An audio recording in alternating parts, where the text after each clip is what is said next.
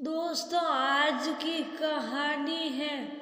बहू, घर के दो काम तुमसे ठीक से नहीं होते, ये तो कोई गवार भी कर देगा।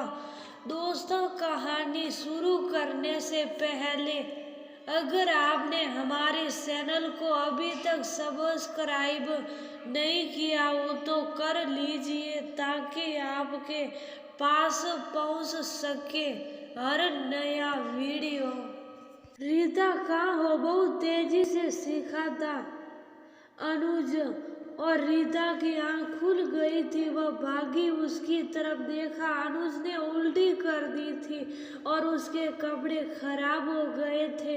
रीता जल्दी जल्दी उसके कपड़े बदलाने लगी थी। उल्टी की तेज महक और उसे आते नींद के झोंके, साथ ही अनुज की जलती नजर और बड़बड़ाई से रीता रुआसी हो गई थी। अनुज से रीता की शादी हुए कोई 15 वर्ष निकल गए थे। बड़ी कंपनी का जीएम था अनुज। शादी के वक्त खूबसूरत, पढ़ा लिखा, बड़ी पोस्ट पर काबिल युवक, जिसके लिए रीता ने एकदम से हाँ बोल दी थी।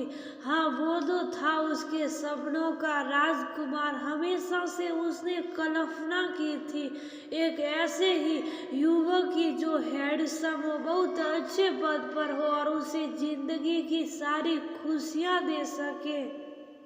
अनुज में उसे वो सारी खूबियाँ नजर आई थी, पर जरूरी नहीं कि दिखता वो सब वैसा ही मिल भी जाए और हो भी। अनुज बहुत कठोर तबीयत का आदमी था। अवसर था तो सिर्फ ऑफिस में ही नहीं बल्कि घर में भी उसका वही एटीट्यूड रहता। शादी के कुछ पहले महीनों में ही रीता ये जान गई थी कि इनका प्यार सिर्फ बिस्तर तक ही सीमित था। बाकी वह सबको अपना सब ऑर्डिनेटी मानते थे। यहाँ तक कि रीता को भी कभी किसी बात पर उसे बुरी तरह जलील कर देते, और कभी कभी घर के नौकरों के सामने भी, अरे कैसी फूलों की तरह काम करती हो, इतनी अकल तो अनपढ़ों में भी होती है। घर के दो काम तुमसे ठीक से नहीं होते, ये तो कोई गवार भी कर देगा। ये शाही बर्फ सी ठंडी है, ओ दूध से मुंह जल गया। सब्जी बिल्कुल कच्ची थी, आलू तो आज काटे ही नहीं, क्या पूरे डाल दिए।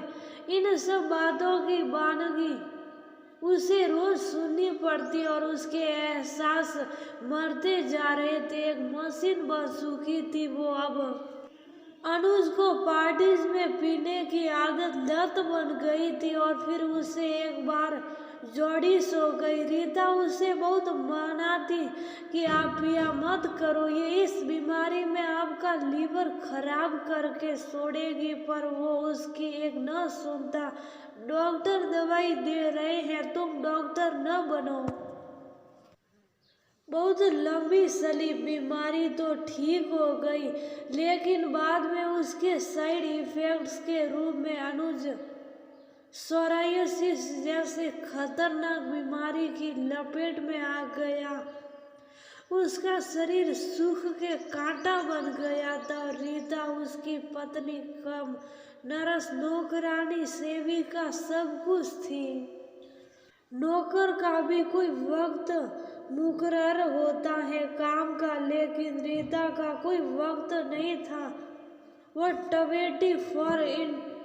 24/7 उसकी परिचारिका थी। यहाँ तक कि रात की नींद भी उसे नसीब न थी। ऐसे ही किन्हीं पलों में रीता को याद आए वह दिन जब वह अविवाहित थी। दूध सी गोरी, लंबी, सुनहरे रेशमी बाल, हिरनी सी आंखों वाली रीता को जो भी देखता पहली नजर में पसंद कर लेता। पिता उच्च अधिकारी थे।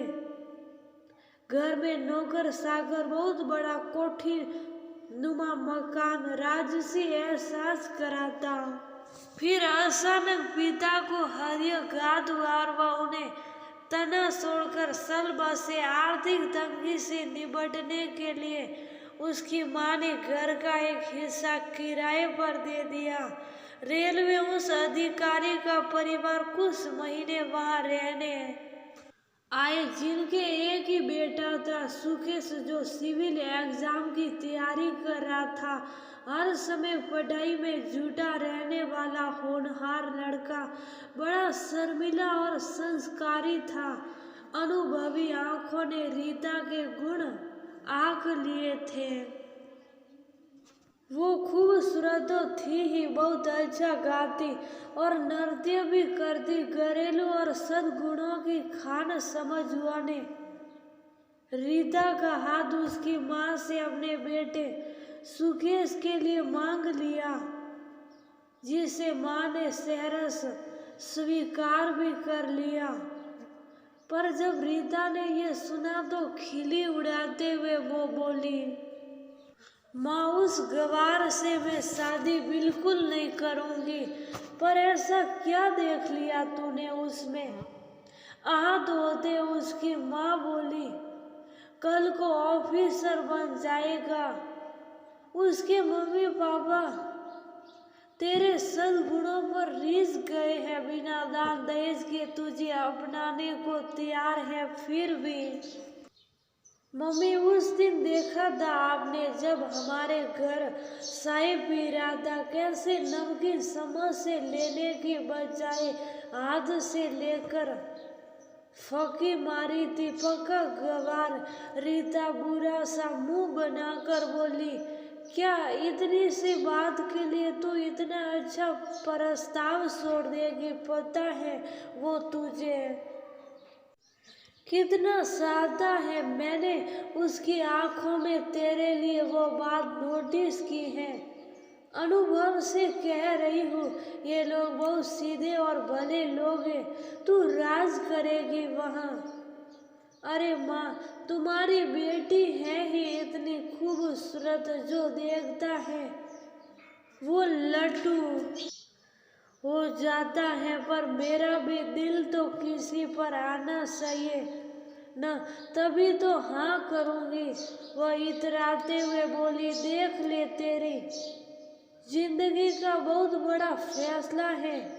ये जबरदस्ती नहीं थोपूंगी तुझ पर, लेकिन तू पछताएगी बेटी। फिक्र मत करो मम्मी, मैं देख लूंगी।